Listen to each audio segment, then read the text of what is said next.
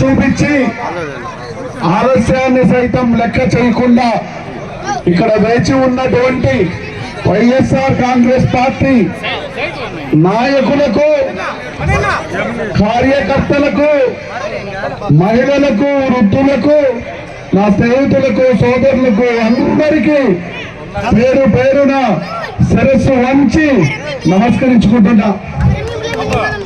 సోదరులారా, సోదరి మనులారా, మీరందరూ ఒక్కటే ఆలోచించండి. చిత్తూరు అభివృద్ధి చెందలేదు అంటే దానికి కారణం మీరు ఎత్తుక్కోనవసరం లేదు. ఎవరైతే 40 సంవత్సరాలుగా ఈ చిత్తూరుని నాశనం చేశారో వాళ్ళందరూ ఈ పొద్దు ఆ పక్క కనబడతారు మీకు.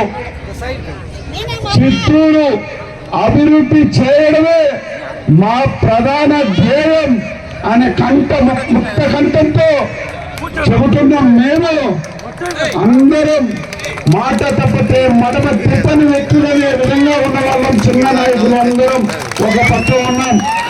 ఈరోజు చూస్తే పనిచేసే నాయకులు మేము, పెత్తందారులు వాళ్ళు. పెత్తందారులు కావాలన్నా, మాట చెబితే పని మీద నిలబడి పని చేసే నాయకులు కావాలన్నా మీరు ఒక్కసారి ఆలోచించండి. మీరు మా దగ్గర పని చేసుకోవాలన్నా